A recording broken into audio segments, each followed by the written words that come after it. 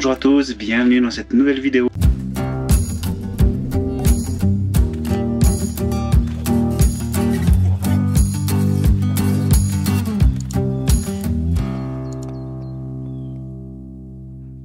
Ça me fait très plaisir de vous retrouver aujourd'hui pour vous partager un peu mon matériel photo. Qu'est-ce que j'utilise quand je suis en randonnée, quand je vais en montagne, quand je fais des affûts un peu plus fixes tout près de chez moi. Et là aujourd'hui je vous montre un peu quasiment tout ce que j'utilise. Il y a 2-3 choses que j'ai pas avec moi parce que c'est sur le terrain, mais en gros tout ce que j'ai pris avec moi c'est la plupart du temps ce que j'utilise. Allez, on perd pas plus de temps avec ça. Avant de continuer, je voulais remercier tous les nouveaux abonnés. Ça me fait très plaisir, on a dépassé le cap des 1000 cette année. J'essaye de continuer à faire des vidéos, j'essaie de me motiver pour vous sortir du contenu. C'est vrai que c'est pas toujours facile. Là je suis en train d'aménager un bus pour pouvoir essayer de faire encore plus de vidéos à l'extérieur, essayer de gagner du temps en étant plus souvent sur le terrain et de pouvoir visiter d'autres coins aussi. C'est pour ça que j'ai un peu moins le temps de réaliser des vidéos ces derniers mois. D'ailleurs, si ça vous intéresse que je fasse une petite vidéo sur le bus aménagé, n'hésitez pas à mettre dans les commentaires. Si ça vous intéresse, je le fais avec plaisir. Sinon, je comprends tout à fait que ça vous intéresse pas. Il y en a déjà bien assez sur YouTube qui font ce genre de vidéos. Si tu n'es pas abonné encore, n'hésite pas à t'abonner pour les prochaines vidéos. Promis, j'essaierai d'en faire un peu plus ces prochains temps. Si tu veux regarder une vidéo sur de l'animalier, n'hésite pas à cliquer juste ici. Je te mets une vidéo sur les renardos que j'ai fait début de cette année. Et tu verras, il y a tout plein d'autres vidéos qui pourront peut-être te plaire. Pour ceux qui sont intéressés plutôt pour le matériel photo vidéo, on rentre tout de suite dans le vif du sujet. Dans un premier temps, je vais vous parler des sacs photo. Celui-ci, je vous en avais déjà parlé à l'époque. J'ai fait une vidéo dessus. Le Lower Pro, c'est le BP 150 AW. Il est assez bien, mais il commence à s'user avec les randonnées que je fais. Et surtout, ce que je commence à en avoir un peu marre, c'est la couleur comme ça. La couleur jaune. Alors c'est bien pour pas se faire tirer dessus par les chasseurs en période de chasse, mais sinon, je ne suis pas trop convaincu. Après, j'utilise une bâche qui recouvre mon sac en treillis, style treillis militaire, donc qui est assez efficace. Ça, je vous mets dans une vidéo un extrait. L'avantage de ce sac, c'est un 60 litres. Il y a toujours le compartiment ici où vous pouvez mettre pas mal de matériel. La chose qui m'embête, c'est que je peux pas mettre mon 600 mm et par la suite j'aimerais obtenir peut-être un 500. Donc là c'est sûr que ça passe pas parce que le problème de la poche elle s'arrête ici. Après ce qui est bien, c'est que j'ai tout ce compartiment qui est en dessus pour remplir de vêtements à l'intérieur. Pour l'hiver, j'utilise un peu plus souvent ce sac parce que je peux mettre pas mal de vestes et puis d'équipements pour avoir chaud. Dans ce sac, principalement, j'utilise ma bonbonne de gaz avec mon réchaud Jetboil pour mon lyophilisé que j'utilise principalement l'hiver. Dans ce sac, qu'est-ce que je mets encore? C'est plus ou moins ce que j'utilise. Malheureusement, mon appareil photo ne passe pas. Je le coince dessus, comme ça, et je ferme. Ici, je le coince, comme vous avez pu également le voir dans la vidéo où je vous parle de mon sac photo. Le deuxième sac que j'utilise un peu plus souvent, et plus l'été parce qu'il a un peu moins de capacité, je crois que de tête c'est un 40 litres. C'est le BP 450 AW2, le Pro Tactique. Celui-là il est pratique parce qu'il y a une poche qui s'ouvre sur le dos comme l'autre. Moi ça j'aime bien, c'est une des priorités de mes sacs. Et là j'arrive à tout mettre mon matériel. Il y a des ordinateurs, j'utilise un peu quand je vais en voyage, mais pour le privé ça fonctionne très bien.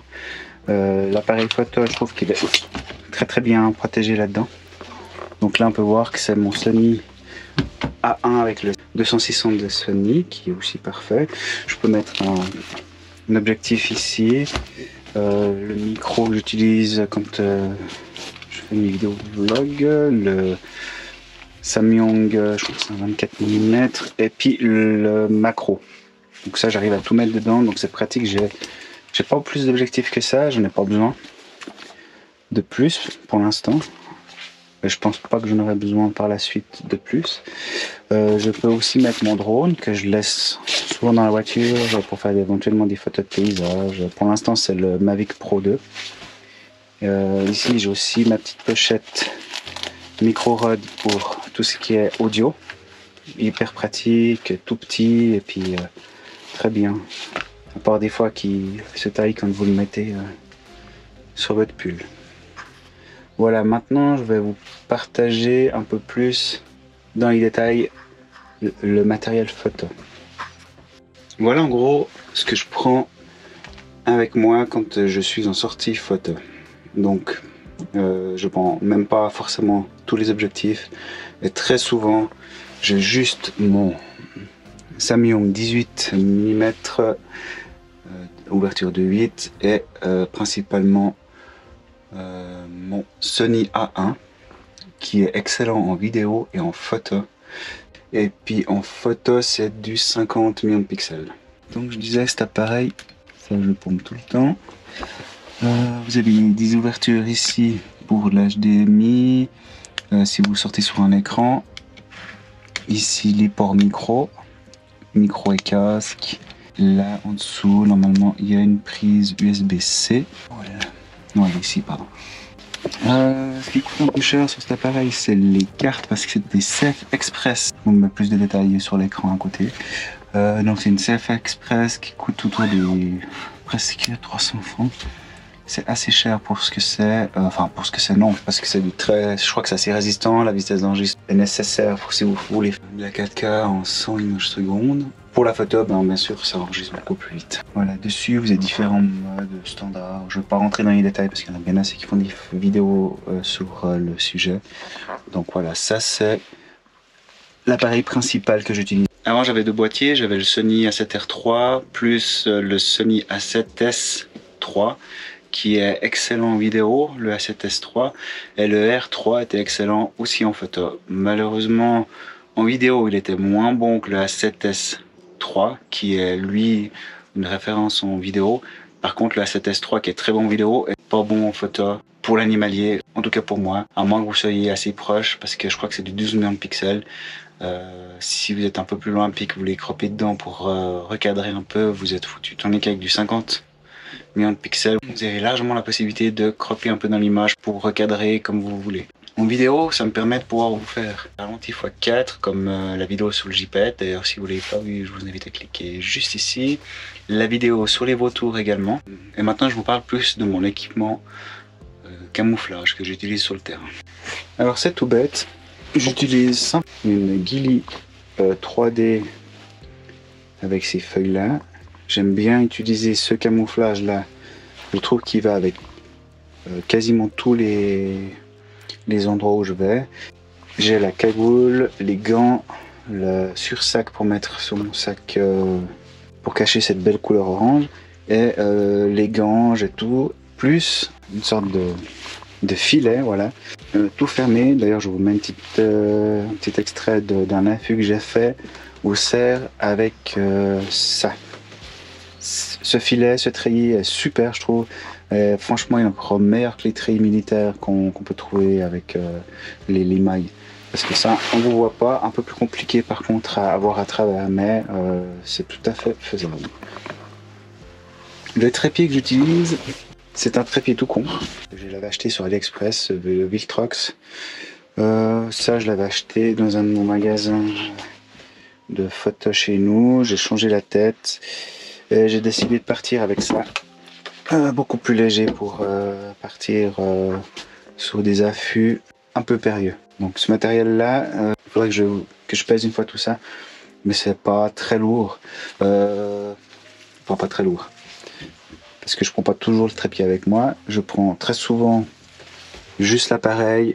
Donc comme je disais ça, le Samyang, tout ce qui est nourriture, Jetboy pour chauffer faire chauffer la nourriture. Et puis en principe avec ça, je m'en sors largement. Maintenant, je vous parle aussi de mes pièges photo parce que j'en utilise. C'est quand même un outil, je trouve, indispensable pour un photographe ou vidéaste animalier. Ça, c'est des standards, une centaine de francs suisses que j'utilise quasiment plus. J'utilise quand même, mais beaucoup moins. Ce que je vais vous montrer ou que j'ai pas avec moi, je pense que je vous mets une photo juste ici. C'est une marque qui fonctionne hyper bien et ça fonctionne par GSM. Je vous ai fait une vidéo à l'époque sur une caméra de surveillance qui pouvait être utilisée, c'était une Arlo qui pouvait être utilisée pour faire de la surveillance gros animalière, que j'ai enlevé d'ailleurs de ma chaîne YouTube parce que j'étais très déçu. La batterie ne tenait même pas plus d'une semaine. Donc à force d'aller tout le temps sur le terrain, même en essayant de mettre des panneaux solaires, ça fonctionnait pas en dessous de 0 degré. L'hiver, quand il faisait froid, ça fonctionnait plus. Du coup, je me suis tourné sur un autre modèle. C'est un modèle aussi qui est plus utilisé pour la caméra de sécurité autour d'une maison. Ça a une puce GSM à l'intérieur pour un téléphone standard. Et ça, pour ce que j'ai testé pour l'instant, ça fonctionne assez bien. Peut-être que je vous en parlerai dans une vidéo. Je vous mets la marque ici. Comme ça, si ça vous intéresse, vous pouvez regarder. J'ai vu qu'il y avait une vidéo en anglais, en tout cas à l'époque quand je m'intéressais à cette vidéo-là, qui en parle. L'avantage de cette caméra, c'est qu'elle résiste aux intempéries, elle résiste au froid. On peut mettre un panneau solaire dessus et elle a une tête pivotante dans tous les sens. Donc vous l'installez à un arbre. Ici, vous avez la possibilité de mettre une sangle, pas forcément de la visser contre un arbre. Et puis, vous la laissez avec un petit panneau solaire. Avec cette caméra-là, je l'ai utilisée pour les renardeaux. C'était d'une aide vraiment très précieuse pour pas arriver sur le terrier en même temps que la mère ou que les petits étaient en train de sortir pour ne surtout pas les déranger. Donc voilà un peu le matériel que j'utilise. Maintenant, pour moi, c'est suffisant. Après, bien sûr, un équipement personnel, bonnes chaussures, bon pantalon thermique pour l'hiver, bonne veste. J'utilise même pas de vêtements de marque pour l'animalier parce que je trouve que ça coûte une fortune.